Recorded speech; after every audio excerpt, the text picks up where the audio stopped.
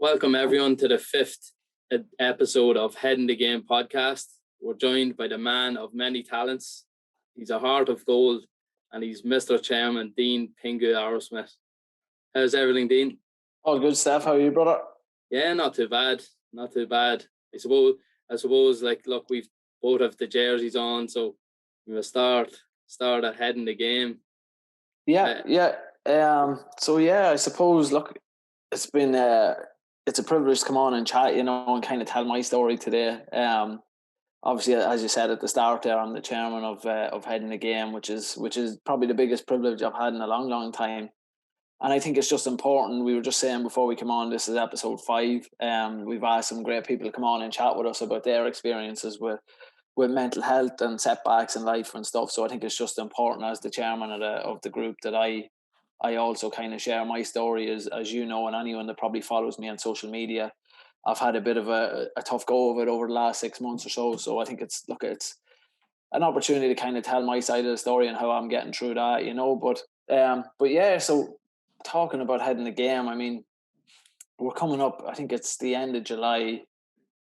It was the end of July of 2020, and Dundalk was the town was rocked very hard by the passing of Harry Taff I think it was the last weekend in July. And, I think me and you and other people and other people that are on the committee now, we were all sharing hashtags, it's okay not to be okay. And it was devastating. And it's just the way that I kind of looked at it at the time. And there was a little bit of anger because I will speak about it in a little bit. I lost my uncle to suicide in 2017. And it's like, what happens when the hashtagging stops? What happens the day after that or the day after the funeral when everybody kind of goes about their normal life, and they forget about this person and they forget about mental health and stuff. So I think myself and yourself and a couple other lads were very vocal about Harry, and we were chatting back and forth. And I think it would have been either yourself or Aidan Larkin. He's the vice chairman of the committee. I reached out to Bodie in around that time, and I said, look, I want to do something here. I've been advocating for mental health for a while, but I want to do something. And I think within the football community, whether it's players, supporters, managers, volunteers, anyone involved in the sport, particularly now during the COVID era where we couldn't get to games, and I know you still can't get to games. Hopefully in the next few weeks you will. But it's hard for people, and in football terms, people involved in football, and you can probably talk a little bit from your experience in the dressing room, Steph, is nobody at all talks about their problems. To talk about your problems is seen or has been seen as a sign of weakness. So I got chatting with you lads and Stephen Todd. We brought him on later, and we had a couple of other lads, Sean Han, Jay McKeown, that were involved in the beginning. And we just said, look, at what can we do? Can we bang our heads together, and do something? And we said, look, we'll start some campaign where the primary focus at the time was to get supporters talking.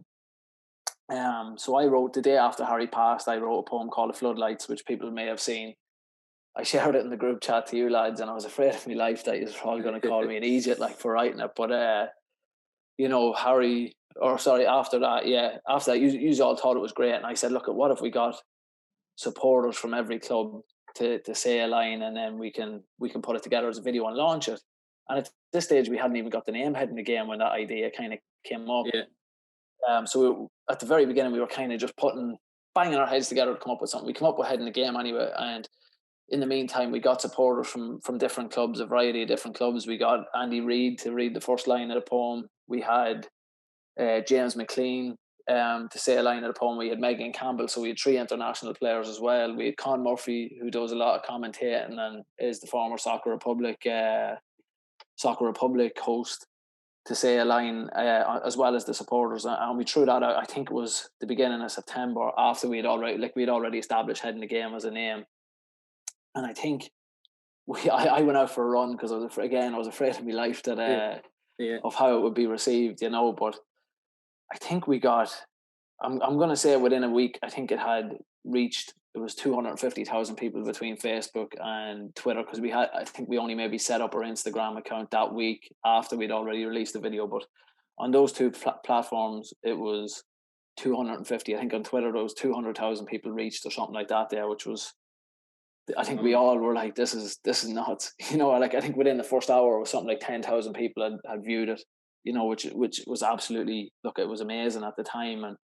And from there we kind of just, and I'm sure you'll agree, we kind of realized, look, we're onto something here. We've got something, and it captured the imagination. Like me and you would be friends with people within League of Ireland, players within the League of Ireland circle, and one would be Brian Gartland, who would have been very close to Harry as well. I know both of us have spoke to him about heading the game, and he said like how important it is what we're doing, and it's been, anybody involved in the League of Ireland game has said to us that this is, what we're doing is great work. So from there, I suppose, after the video, we kind of got bashed our heads together again on what else to do, and we done a fundraiser for November. Well, you lads did. I didn't want to shave. But there was a fundraiser for November, and we raised money. Monaghan Town raised money. I think it was $3,000 between both. Both fundraisers were raised for the charities. Around that time as well, I had reached out to Umbro about potentially getting jerseys made, which thankfully we have them now. And at that point, we realised, look, this is getting too big for 6 lads from Dundalk to carry. The response we were getting across the board. So we in January of this year, in January of 2021, we kind of put out an expression of interest for people that wanted to join the committee, and we have people now two from Cork, one chap based out of Sligo, another from Longford, and it's just kind of, look, it's grown from there. This year, in terms of just getting our outreach, we've obviously Drogheda United named their ground, named United Park, the Head in the Game Park, which for Dundalk lads, it was a tough one. It's a tough one to give them credit to, but no, to be fair, it was absolutely amazing what they'd done for our campaign, and that really, I think, legitimised us in League of Ireland circles of what we're doing. After that, then we launched the jersey then in April, and I think correct me if I'm wrong, I think it was within 5 hours we completely sold out of the jerseys that we got, and we were all worried we weren't going to sell enough, but on top of all that kind of stuff, we've also, like, I've ran webinars based around for grassroots coaches, because we're getting people from within the game of football back home. We're getting people just within the game of football that want to get involved and want to support what we're doing, want to learn more about mental health and football. You're constantly, I think every day, you're getting Twitter DMs asking for people that want to get involved in what we're doing, so it's just, we're still at an infancy, but in probably 9-10 months, this has grown to be something huge, and it's only going to get bigger, and it's, I'm speaking on behalf of you and all the rest of the lads. I think we're all just privileged to be in the position, because none of us expected to get it like this, but it's been amazing to see so many people actually talking openly about their mental health kind of since we've established within the game of football. Yeah, I think there's definitely a sense of pride from, like, myself, and I'm sure everyone's the same, like even people just talking about it, and then it's just about normalizing talking about your mental health. How are you okay? Are you really okay? Like asking the second time and stuff, which, like, all the other stuff comes together, but it seems to be really helping people, which is the main goal of the group. And look, it seems to be going from strength to strength, and we're getting more requests. People want to help us out, and it's just a privilege to be proud of, like you have mentioned. Like, so I think we can all be proud of it, and hopefully it keeps moving forward now. Yeah, and I forgot to mention, even this month, because we're recording this, just if anybody's watching it back, it's Mental Health Awareness Month in May. So we've managed to partner with the FAI and the League of Ireland that all captains are wearing a Head in the Game captain's armband for this month. So again, it just spreads awareness of what we're doing, so that now we're at a point as a committee that we're starting to now put a roadmap together of what we want to achieve, what we want to do. Can we do more stuff where we can educate people, or can we work with our partners, Shine and Jigsaw, two fantastic charity partners? Can we work with them on getting that outreach around mental health and educating coaches, educating supporters, just about mental health, and it's not all about mental illness, it's about mental health, and it's about having positive mental health as well as positive physical health. And I think sport and football always promotes the physical health. So hopefully we can start leading the change that now we can start talking about positive mental health as well. Yeah, because obviously you can't see if somebody's struggling, you can hide it well, like as opposed to someone physically being sick. So look, hopefully it normalizes it, and we just keep moving forward. So, but look, we wanna talk a bit about yourself. So I suppose if we just jump back a good few years,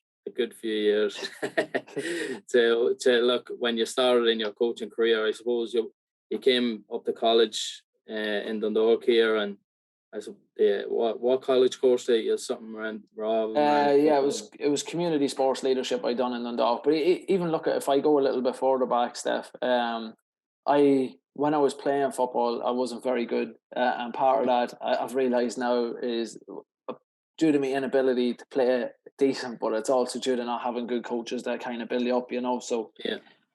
I think it was a month after my 16th birthday. All I wanted to do was coach. I used to go down and watch the FEI summer schools when I got too old to kind of take part, and I'd just sit and watch the coaches doing their sessions and stuff like that. And I think it was about a month after I turned 16, the opportunity to do the FEI Kickstart one up. It was up in the dock. I think it was in the Rail Namara at the time, and I took part in that and just fell in love with the game. You know, I done my Kickstart 1. I think probably 6 months later, I done my Kickstart 2, and just started coaching straight away. I was coaching Coothill Harps down in Cavan, and under 15 team at the age of, I think it was 17.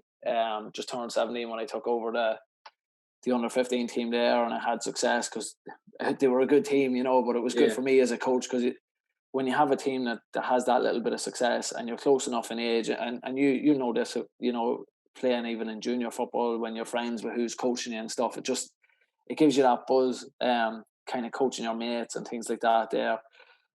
So I done that, and I went to college then in DKIT. I was studying community sports leadership. I struggled a little bit in college, being completely honest, and this is something that in the kind of build up to this conversation when we were talking about mental health, it would have been the first kind of time in my life where I was really affected by my mental health at one point. So in my first year in college, I was involved just during the week in a car crash. I crashed into the back of somebody. The person said they were fine, and then there was a couple other people in the car with me, and we called 999, and they said, look, we're going to send out an ambulance anyway in case anybody's in shock, even though both cars were fine. Yeah.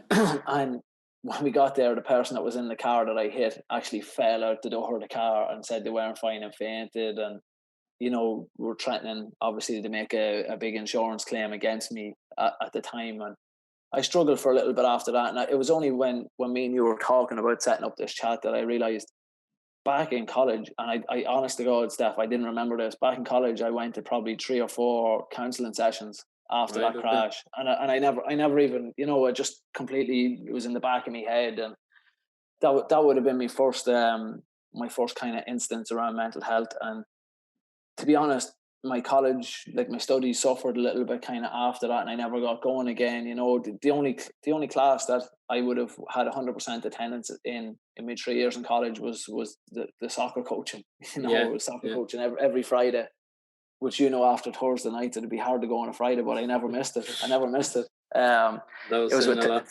Exactly. It was with Tom Mohan and Mick Neville, 2 great fellas who I have an awful lot of time for.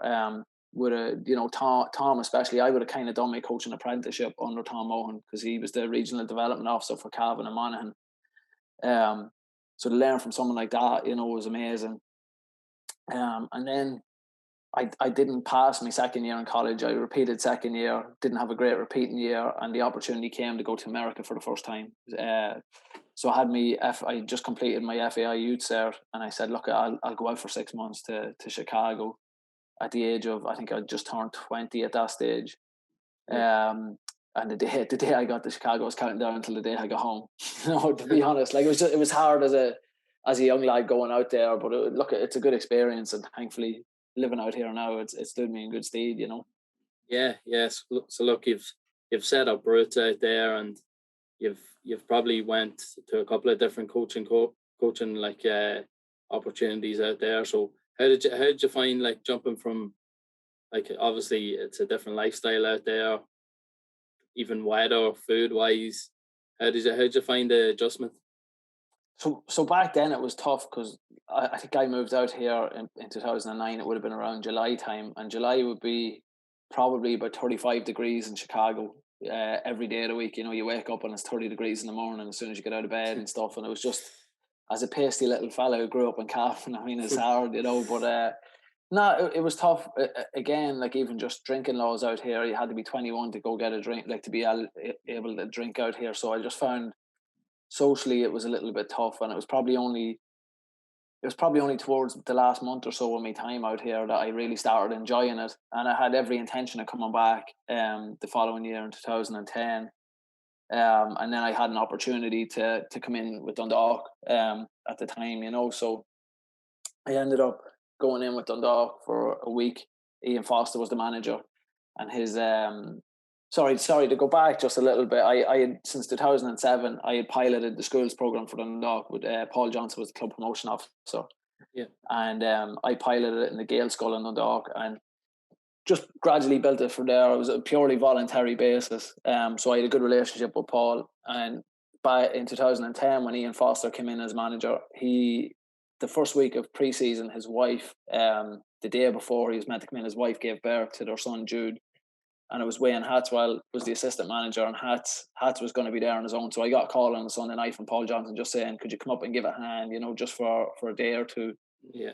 And I come up, it was pretty much all I was doing was just putting down cones, you know, for Hats for the week. And I ended up staying there for 3 years. But it was, look, that was an experience, and that kind of put America on the back burner for a little while. But as a 21-year-old, having an opportunity to be involved in a professional setup, because at the time Fozzie and Hats made that professional, you know, it was morning training. It was all the players like I ended up becoming the kit man, and you end up washing the kit every day and stuff like that. But just being around full-time professional players like that is probably the best experience I've had in my career to date, you know. Yeah, like players coming over, even the top League of Ireland players would have been around at that time. So look, even just in day to day, watching them, how to work, how to operate, how to talk, like you said, it would have been a massive experience for anybody coming in at any level. So look, I suppose moving on from then, your time at Dundalk then came to an end, and then was your thoughts straight away going towards back to the States, or how did you feel around that time? So even when I was with Dundalk, Steph, to be honest, America was always in the back of my head, and I think every year I ended up going back in 2015, but every year until 2015 I applied to come back, and I didn't actually do it until then. But I was involved, as I say, with Dundalk, and then 2012 I'd finally the first 2 years I was there, I was still collecting the dole, and the club was giving me a little bit of petrol money, you know, to come up and down from Cavan every day. Which, you know, if you're a Cavan man, you're not gonna say no to a little bit of petrol money. But then 2012, I got I got a full-time position as club promotion officer. It just happened to get that job in the middle of probably the worst season in Dundalk's history. Financially, the previous owner at the time just wanted he wanted gone, you know, and he wasn't going to invest any more of his money.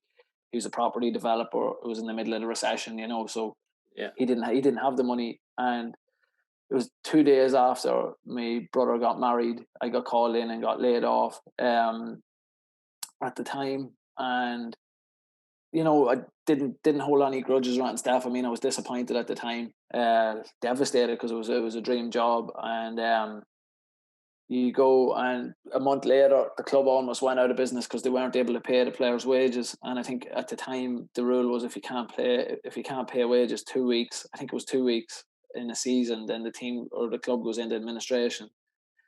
So myself again and Aidan, who's the vice chairman for this, and a group of fans got together, and we said, look, again, we can't make this happen. I'm a justice warrior. Yeah. But I said we can't let this happen. So we established the Save Our Club committee, and we started running fundraisers with the sole reason that if the club at the time couldn't afford to pay wages, they could contact us, and we would give money that we've raised, but we didn't hand over any money until the club needed the money, you know, for the rest of the season. And thankfully, you know, that worked out pretty well, and the club ended up getting new owners, and they had the success that they've had in the last 8 years, you know. But 2013, I was supposed to go in full time as Stephen Kenny's kitman again. I was going to go back into the kitman role under Stephen Kenny. Yeah. And at the time, all I wanted, Steph, was I wanted the club to give me a wage, and I wasn't asking for a lot. I wasn't asking for much money, and I even asked if they could put me on a scheme and keep me in there as kitman. And for whatever reason, it just didn't work out. And I walked away, which that killed me as well. Walking away from somewhere that probably for the best part of 3 years I was in there 7 days a week, not going up. I went, I'd say, 6 months. I probably went to 2 games in 6 months during that time. And I remember around that time, the first game of that season in 2013, I think it was against Shamrock Rovers at home. And I was sponsoring, I had agreed as I was leaving, I was going to sponsor Stephen O'Donnell. Yeah. So I went and I went into Oriel that day and I got a picture with Stephen O'Donnell and I left. I didn't even stay for the game. And that weekend, being honest, again, I'm aware of this conversation about mental health, and I think it's important that I talk about kind of my experience. Like that weekend was probably the closest I ever came to seriously considering taking my own life, which, again, just when I was thinking about this conversation that we were going to have, I think it's important that I say that, and yeah, thankfully I didn't, but that weekend, I mean, that season was just tough, and I lashed out at people that ended up becoming involved in the club at the time, and I was very bitter around that time, because I wasn't just working in the club, I also then was part of that Save Our Club, and I think some of that work that we done was a little bit discredited when the new owners come in, not by the new owners, but just by other people that maybe were involved in the club. And I just found that very hard to take, and probably wrongly on my part, because when it's new people come in, and again, this as a player, you're very easily forgotten about, and it's that, but that's tough, it's tough, and it's tough as a player, it's tough as a person when you're involved in it every day. So after that, I kind of got my act together, and I started again. I applied for America. Just circumstances didn't work out in 2013. I thought I was going to go then, and I wasn't able. I was kind of held back with stuff at home, and I started working in a local bookies down in my hometown of Coothill. Worst job I've ever had in my life, and it's not the job itself. It's not what I'm doing. It was just working in a local bookies in a small, tiny little town of 1,500 people, and you have to deal with people that's losing money all the time, or you have to, you're going out for a pint and you're looking at a fella then who's angry at you because he put money on a horse that didn't win, and I was grabbed by the throat some nights I was out over not giving someone the price they wanted on a fiver bet that didn't win. But I didn't give them the price that they wanted at the time, and it was just that was a tough time as well. And then eventually, 2015, I bit the bullet and I decided, look, I have to get out of that profession and I have to get out of my town. So I moved back to Chicago then. Yeah, just touching back, I suppose, like you're in a dark place at the time, and thankfully for everyone involved and everyone that knows you, you've come through it and you've come out stronger, I suppose, on the other side of it. Just like touching back on that just a little bit, I suppose, was it a combination of a lot of things just building up towards it? Did you just seem like you'd nowhere to turn? What was your thinking like at the time of it? Yeah, it was kind of like, I'd say a lot of it stemmed back even from when I got laid off in the club back in May 2012, and that rejection, you know what I mean? That rejection, because it was somewhere where I just was all the time, and taking it personally, like. Yeah, even though I understood, I understood completely what the reason was behind it and stuff. It was purely budget cuts, because 2 weeks prior to me getting laid off, I had raised, I think it was 7,000 in profit for the club doing a fundraiser, Take Me Out fundraiser in the YDC, so it was nothing to do with my work, because I was doing what my remit said. I was making the club money. It was just a case of the club, that money has to go to the first team, Anybody that's listening to this that has ever had any involvement in a League of Ireland club would understand that, because I was just the lucky one at the time that I wasn't volunteering it, I was getting paid to do it.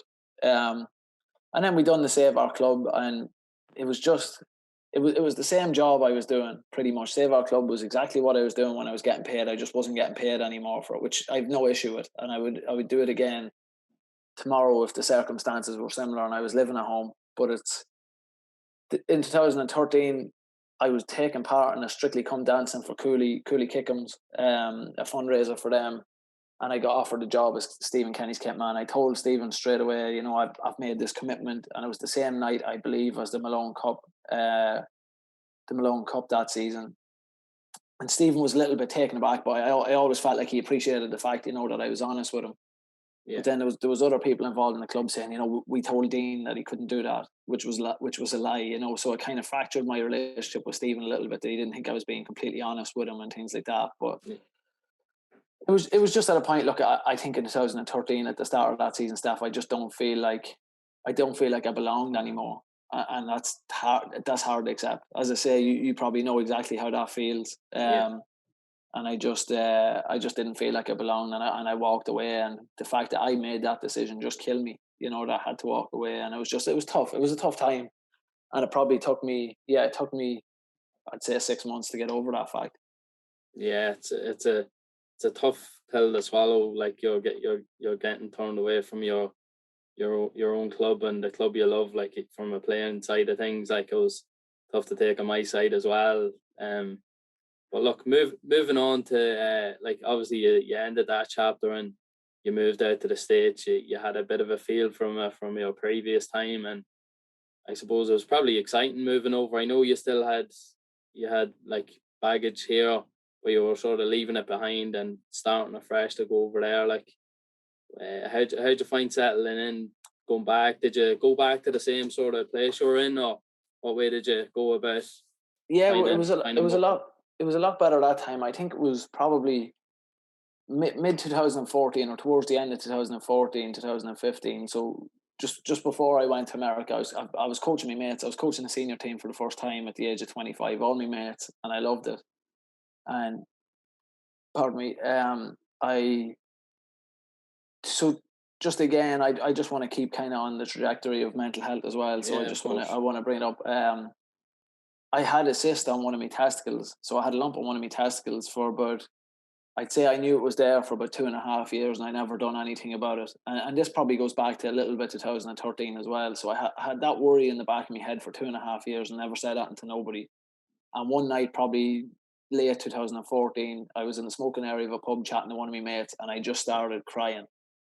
And I just started bawling, and I told him that I have a lump on one of my testicles, you know. And the next day, he was going through a tough time. One of his mates had passed away as well. So the two of us were down the back of a smoking area of a pub. The two of us were just bawling, you know. But I tell you what, Steph, the relief that I felt that day after, you know, just that I opened up to someone about it, because that was 3 years of just something on my shoulders, you know what I mean? Something just a weight of something that just felt like it was lifted.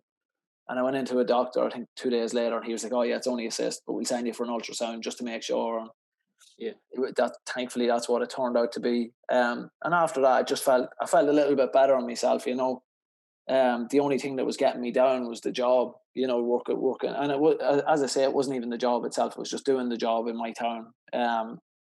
So the opportunity arose to come back to America, and I was like, if I don't go now at the age of 25, I'm not going to go. You know what I mean? I'm not going to get the chance to go. So I came back out. I moved in with the family that I stayed with, because you live in digs when you're out here. So I moved in with the same family I stayed with in 2009. Unbelievable, like my second family, you know, really, really good people. And I ended up staying at the club where I'm currently at. I'm the director of coaching at now. And it was just the minute I got back, I was like, yeah, this is the decision for me. It's coaching full time. You're coaching, it's a youth program, but you're coaching, like, this is my job. I'm a professional soccer coach. You know what I mean? Like, this is what I want to do, and thankfully it's kind of stood me in good stead. Yeah, no, it's like you said, you felt at home, and the family you moved in with probably made you feel comfortable, made you feel wanted. Something, not that you didn't have it at home, but you had that many things that was sort of pulling you down, that this was a release. Even like getting the you know, the health scale clear, like with a lift you up, weight off your shoulders sort of thing. So yeah, no, you've created a career for yourself, and sure, look, how long are you over there now? It's been a good few years, and you're still happy coaching away. Yeah, I'm 6 years here now. Happily married and everything, you know. So Yeah, I don't you think I was met ever your going to lovely find a wife. woman in Cavan. So, but yeah, 2017, I met Emily, and thankfully, like that was just. It sounds like a cliche, and you'll probably slag me when we get off the call, but it's changed my life. You know, what I mean, Yeah, since the day that I met her, it's been life changing. You know, and for the most part, it's been for the better. She's just brilliant, and she pushes me to continue my education and my job, and you know, go through the coaching licenses. She's class, you know. yeah. That's it. When you meet someone that you're a complete match with, it just makes you a better person as well. So fair play to Emily. You know, Yeah. she's drug you along. But Yeah, no, yeah, sorry, no, go ahead. it's fantastic that look, you've went out there. You had to go all the way to Chicago to find a wife, but no, it's great to see you happy. And I suppose, like, looking back, then you touched on your uncle a little bit. It's been I know, just from knowing you personally, it's been tough for you being stuck in Chicago when your uncle was here and he passed away. If you want to just say a little bit about it. Yeah, so when I was living in Dundalk, I would have been very, very close to my uncle. My uncle Andy Califf was his name. So Andy was an avid runner in Dundalk circles, big Liverpool fan. He'd wreck your head about Liverpool all the time, but he was a very, very avid runner and very active in the running community and everything, you know. And I'd be living on Dundalk, and kind of when I started going on this kind of weight loss buzz back in 2010, probably 2011, I'd go out for walks and I'd meet him. You know, I'd meet him every morning. He'd be walking his dog Champ, and he was just, I don't even know if you know him, but he was just this larger than life character. Yeah, You know, I don't think in my whole life I've never seen him in a bad mood. And the last time I spoke to him was over text on, I think it was St. Stephen's Day 2016. And I had just ran my first ever 5K in November and Thanksgiving that year. And he said to me, "Oh, we'll do the Chicago Marathon at some stage." Or I said that to him, and he said, "Yeah." He said, "Hopefully we'll do it someday." And then March 27th rolled around, and 7 o'clock in the morning in Chicago time, I got a phone call from my father to say that my uncle had taken his own life, you know. And I was just, it was, look, I was devastated. I mean, as anyone would be. And it's you can never understand it, you know, similar to Harry yeah, Taff, where it's these people that you only see the good side of them, you know, you only see the happy side, you only see the side that wants to go out and help people, and they're struggling themselves. And it's just, even today, you think to yourself, like, what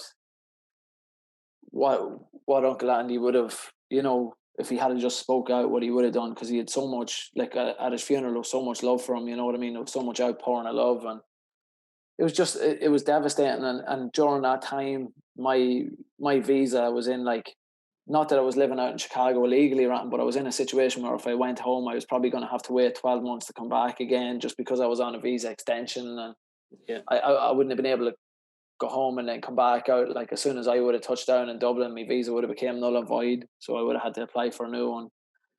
So talking to my family, they were like, "You can't come home, you have to stay out there." And you know, I have a lot of friends out here, and myself and Emily were seeing each other probably 3 or 4 months at that stage.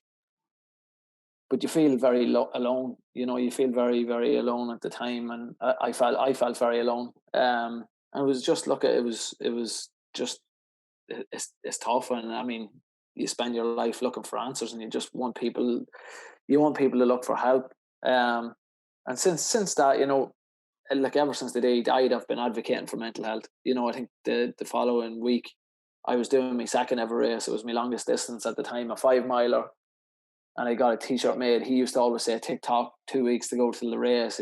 That's why he was actually known as TikTok. So I got a T-shirt made with TikTok, and I done the race. I done the race that day, and the first song that came on was, I think, there's an Irish band. I don't think they're together anymore, Walking on Cars, but they had a song called TikTok. And that, when I put on my Spotify, that was the first song that came on that day, you know. So it was like a little message from him. But yeah, that time was just, it was, honestly, Steph, it was a very, very tough time for me. And I'm just, again, talking about Emily. Emily was my savior through it. You know, yeah, she was my rock through that time. I gained a lot of weight over that summer, and I ran a half marathon. I probably gained, I'd say, about 3 stone in the build up to the half marathon and everything. And it was at a point not where I was drinking too much, but I was just eating. I wasn't looking after myself, you know, even though I was training for something. And then November the same year, my granddad passed away. So it would have been Uncle Andy's father, you know, my granddad Callum. So 2017 was just it was a very, very tough year, and I kind of just after that I said I was going to advocate for mental health, and I was going to do what I could to kind of push mental health, and I've been doing it ever since. And I do it through me running now. I hardly drink. I try to eat as healthy as I can throughout the week and that, and I just run, and you know that's my way of getting through it. You know, that's my way of coping and keeping myself my head busy. Yeah. Just going back to your Uncle Andy, I didn't know him personally, but like many from Dundalk, like everyone knew of him, and TikTok, he was infamous for being called TikTok. Like everyone sort of maybe didn't know his first name, but knew him by TikTok. You always see him running, and he'd a smile on his face, and that's where you go to show, like you're sort of saying, you know, everyone does have problems, no matter how happy you are, and it's just talking to somebody and opening up, and you know, getting that release. Like you had the release earlier about chatting to somebody in a smoking room, something as simple as that. Like if you hadn't had that chat, maybe you don't know what would have happened, but thankfully you got that release you needed. And I suppose it's a fitting tribute to him that you're out running, and I'm sure he's looking down on you. And it was a nice we touched when you were starting the first song to come on. Just it's little things like that I don't think are coincidences, and I suppose it put a smile on your face when you started and got you through the run, no matter how hard it was.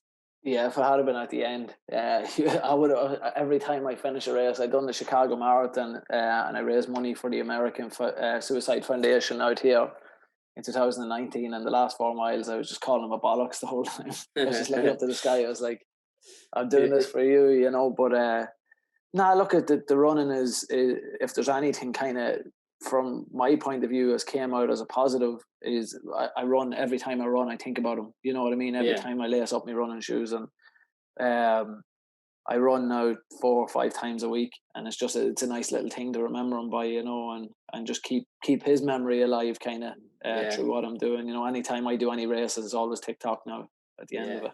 No, that's a nice tribute towards him, and he was a good man, so very nice tribute from moving on to look, it's not an easy thing to talk about. It's still raw, and it's just recently happened in your life. I suppose you want to talk a little bit about Charlie May and just the little part of, like, whatever you're comfortable with talking about. I know it's still it's raw and it's recent as well, so if you want to just talk to everyone like about how everything happened and so I suppose before I talk, if anybody, just as a disclaimer, kind of before we get into it, we're going to be talking about baby loss now. So if anybody's uncomfortable, like feel free to skip through. But in myself and Emily got married. We got married in 2018, and then a year later we had our wedding because we had to get the green card and things like that sorted, you know. So we had to do it earlier, and we decided then, you know, we'd like to have a child. We'd like to have one child. That was our plan all along. And last, I think it was probably August, or it would have been September, I found out, not long after we had started heading the game, because I remember when I found out we were pregnant, you lads were some of the first lads I told, you know, that we were expecting. And all the way through the first trimester and the first part of the pregnancy, you know, everything was great. Emily was going into her meetings. It was obviously during COVID, so I was only allowed into the initial meeting with her, and then I was going to be allowed into the 20-week scan. So December 15th, we went in for the 20-week scan, and I wasn't allowed in for the ultrasound. I was allowed in for the conversation with the doctor after. Yeah. And Emily was getting the scan done, and she was saying, you know, Charlie's not moving around that much. She's a bit lazy, but, you know, she's still active. You know, she's still there. But then the nurse went out, and she came back in, and she didn't really say anything to Emily too much. You know, she wasn't as bubbly as she was when she first came in the room. And Emily didn't think too much of it. She came out, and I went in with her to the to the room to speak to the doctor, you know, and the doctor was late coming in. She said, you know, she came in and she's looking through her sheet and she's like, oh, everything looks good. And she's like, oh, wait, there's an issue with Charlie's heart, there's an issue with the baby's heart. And she said, you know, it feels like, or it looks like there's a problem with her left ventricle in her heart. She said, my advice to you is go see a specialist, and I would do it in the next 7 days, is what she said to us, you know, which coming up to Christmas, 7 days later is Christmas Eve, I think it was, or the couple of days before Christmas Eve. So we managed to get in to see a specialist. Well, the doctor was like, don't be too concerned, but don't look it up. And that kind of stuck with us, you know. She's like, don't look it up, you'll only scare yourselves. And we're like, oh, Jesus Christ. Yeah. But we managed to get in 2 days later. Again, because of coronavirus, Emily was only allowed up to, she had to get a fetal echocardiogram. So it was like an ultrasound, but to do it, I can't even really explain it, but it's a more direct version of an ultrasound. Like, it's more, you know, you can see it more or whatever. Yeah. And Emily had to FaceTime me, and I was down in the lobby of the hospital, and she had to FaceTime me, and the two of us were told, she was told by the doctor, and I was on FaceTime, that Charlie had a condition called hypoplastic left heart syndrome, which in America, 400 babies are born per year, which is 0.1% of all the babies that are born in America per year, you know. So yeah, I think there's 4,000 babies have heart problems, and only 400 of those 4,000 or 40,000 or something like that, but only 400 are born per year with this. And Emily's doctor has since told us they see someone with a case of this, I think it's once every 3.5 years they see someone with what Charlie had, you know. So it was probably the rarest heart defect we could get, you know. And the specialist told us, you know, if Charlie made it to full term, she was going to have to hopefully last 4 days. If she lasted 4 days by day 7, so they said 4 days, we found out since that the average lifespan is 4.5 days for people that have, or for babies that are born with HLHS. She would need open heart surgery after 7 days, and then after, if she survived that, so she'd have to stay in hospital again. If she survived that, I think it was after 6 months, she was going to need an additional open heart surgery. And if she survived that one, she was going to need a heart surgery probably somewhere between the age of 2, anywhere between the age of 2 and 4. And eventually she was going to need a full heart transplant. So that weekend was just horrible stuff. It was just horrific. So that was the Thursday. On Saturday, the two of us were just devastated. The two of us just woke up. We just weren't able to do that, you know, and we were like, we need to talk to someone. And we had to call the National Suicide Hotline in America, because there was nobody else we could speak to. Everyone works 9 to 5, Monday to Friday. So there was literally nobody we could talk to. And we had to talk to some fella, not about being suicidal, just about being devastated with the news for our daughter, you know. And then Monday and Tuesday, Emily had 2 procedures, and you know, we lost her. You know, we lost her on the Tuesday. We woke up Tuesday morning. Emily done a Facebook post there recently, because the due date was 2 weeks ago. We woke up and she was kicking. We could feel her kicking on Tuesday morning, and we by 3:00 Tuesday she was gone. You know, she had passed. And it was just, the time was just devastating. I mean, it was 21 weeks into the pregnancy, but we had a name. We were starting to get a room ready. You know, everything. This was our daughter, and when she passed, it's that future that we wanted to have with her passed away as well, you know. And then just the aftermath of it all was just, it was very, very hard. And I'm very thankful of yourself and the lads that are involved in Heading the Game for everything yous have done to kind of help me personally get through a lot of it. But it's just, it's opened my eyes to everything. Like, you know yourself, like, there's some days where I'll be chatting to you and I'm full of life, and then a half hour later I'm the worst. I'm in the foul humor. Like, it just hits you at different times. And it's trying now, like, you know, again, me trying to, I'm hoping this conversation is going to help people, because people have reached out to me, especially fellas, because a lot of the studies show, and this is no slight against the women, because the women are absolute heroes in these situations. Like, Emily had to go through surgeries, and, you know, even people that have full-term pregnancies, you know, they go through all the physical stuff. Yeah. Like, while Emily was in surgery, I was contacting a funeral home to arrange a cremation for a baby that I'm never ever going to see. You know what I mean? And it's horrible.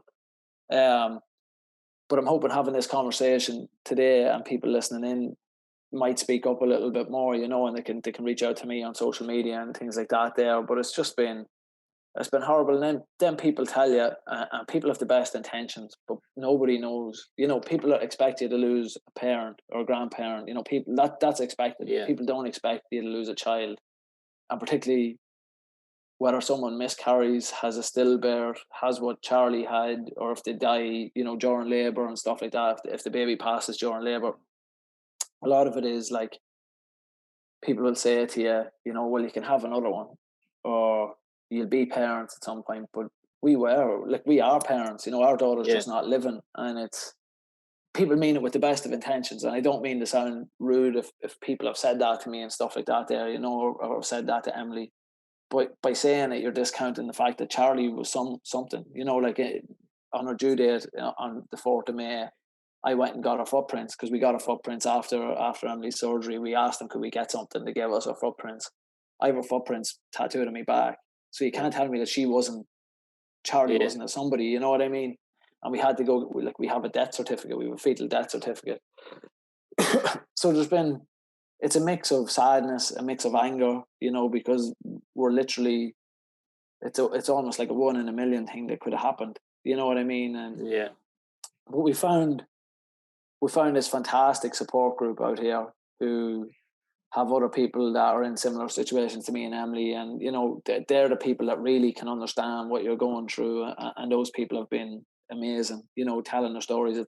It's the worst group we've ever had to join, and we wish, every one of us wish we were never in it, but we're very grateful that we have each other and things like that there, you know. But it's it's just been it's just been horrible. I just want to say on behalf of myself and all the lads and everyone involved in heading the game that we pass on our deepest sympathies towards you, and the excitement and the buzz of a new baby, especially your first child as well. So we were all devastated and heartbroken for you, and we suppose yourself and Emily, we just tried to support you and lift you up any way we could, and we just tried to, you know, it was probably the toughest time. I'm sure you'll probably say it was probably the toughest time in your life. So like, we just wanted to let you know we were all here for you, and we were all deeply sorry for your loss, yourself and Emily. So yeah, no, I appreciate that, Steph. And you know, it's as tough as it is, again, thankfully having something like heading the game and having gone through some of the stuff I've gone through previously, I feel like I was never equipped for the pain that I feel, because I don't think I ever felt the love of anything till the day that we found out what was wrong with Charlie and the day that we lost her. You know, and that whole time around that, you don't realise what that love is, and you can attest with your own kids, you don't know what the love is till you have a child.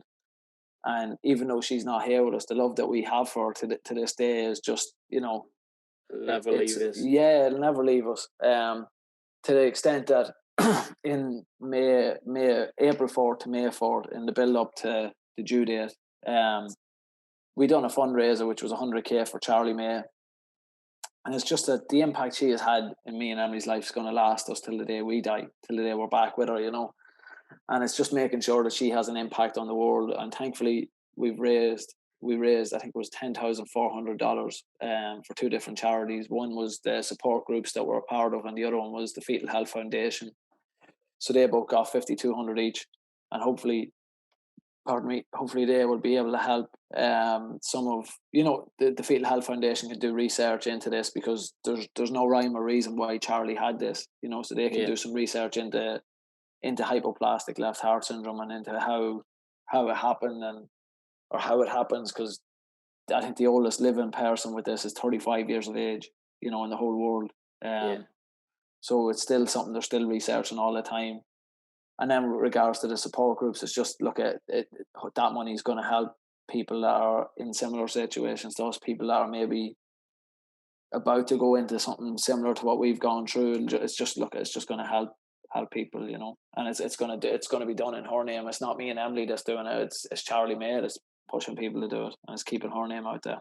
It's a lovely touch to to do the fundraiser in Charlie May's name. So fair play to the both of yous and everyone else that got involved, and people donated, and it's greatly appreciated by those that you sent it on to. So fair play to you all. I suppose like, look, we've gone through a lot, and we've gone through your life story, and I suppose you want to end on a bit of a positive note, and something that, like, I suppose 2 questions I really want to ask you. Something that, you know, you really look back fondly on, firstly, and then obviously just what plans you have for the future upcoming. So something just in my general life that I look back on fondly. Yeah, just anything at all. I suppose it can be football, family related. It can be anything at all. Something. So one of your fondest memories, I suppose, that you have. You put me on the spot with that one. I suppose, look, if we're talking in football terms, I would say one of the moments that I'm proud of is kind of when I was with Dundalk in 2010 in the Europa League. Wayne Hatswell was the assistant manager, and the rule is you had to have a second named person on the bench. Yeah. Martin Connolly went on a holiday. I think he went on holiday every 2 or 3 weeks when he was involved in the Dundalk. But he went on holiday, so he didn't get to come out to Luxembourg with us.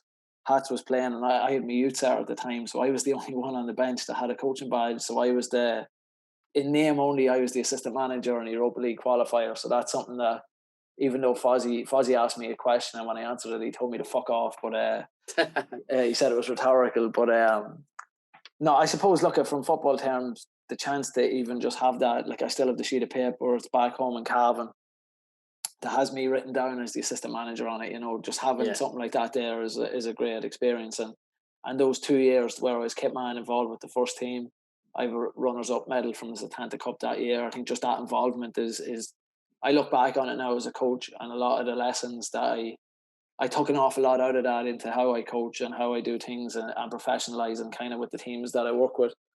And then in life, I suppose, as cliche and as cringy as this will probably sound, I suppose meeting Emily, you know, to be honest, it's just like I said earlier on, she changed my life. You know, she absolutely changed my life. So I suppose when I met her, I think I met her, and you'll know this, Steph, I'm a big wrestling fan as well. I met her 2 days before the Royal Rumble. I didn't want to meet her on a Sunday because I knew the Royal Rumble was on, but we had such a good time. I went and met her on the Sunday anyway for a second date. So I said it must be serious if I'm willing to miss out on the wrestling for her. But yeah, no, meeting Emily was probably in my personal life. Yeah, no, that's two cracking memories, and talking about my 2 loves. yeah. Look, it's like, there's a lot of people out there that aren't so lucky. So look, it's two great memories you have, and just finally, then, like, future plans, like, you're setting up in the States now, I suppose, and we can't get you home at all. Yeah, well, I mean, look, I've just applied for my USB license. I've done my UEFA B. I'm enjoying the coaching. For the most part, it's tough work when you're doing it 7 days a week, but I love what I do. I love what I do. Eventually, I'd like to get my UEFA A license as well in the not too distant future, through the FEI. So I'll never say never. You know, I could get home yet, but look, my focus right now is on just making sure that myself and Emily are doing all right. And again, I suppose it's the head in the game, you know, it's seeing how far we can take this baby, and hopefully we can keep it going, you know. And I just want to say again to everybody that supported us from day one to now, buying jerseys, just retweeting and liking different things that we do, I just want to say just a massive thank you to everybody. You know, it's been really as we said at the beginning, it's been really fulfilling on a personal level to be a part of this, and it's only going upwards, but that's all due to the support that we're getting. Yeah, it's been fantastic, and I just want to echo what you've said there, and just thank everyone. I stumbled a wee bit on that one. You have a wee smile on your face there, but look, no, just to thank everyone that's helped out. Everyone's been fantastic with us. People are going out of the way to help us and coming up with suggestions for fundraisers and different things. So look, we're just very grateful, and we're blown away by all the support, and we'll just keep getting stronger and stronger and keep helping people, which is the main goal. So look, not to keep you any longer, I'm not sure what time it's over there in the States. you might have to go and do a full day's job now. So it's been fantastic speaking to you. It's even like I know you personally, some of the things through your life that I didn't know, didn't fully understand where you were at the time and stuff like that. It's been so interesting, and again, hopefully some people listen to it and watch it and take a few things from it and realize that, you know, you aren't alone in these things. And if you go and speak to somebody, it's a massive help. And like the release you got from just speaking to somebody, one of your friends, really helped you out. So hopefully people can take something from it. And look, thanks again for coming on and having the chat, Dean, Mr. Chairman. Yeah, no bother at all, Steph. And as I said, just before I go, if anybody's affected, obviously, by anything we've talked about, feel free to message our any of our social medias, but get in touch with Jigsaw and Shine, our two charity partners as well, and keep giving them support as much as support as you give us. Make sure you give them support as well. All right.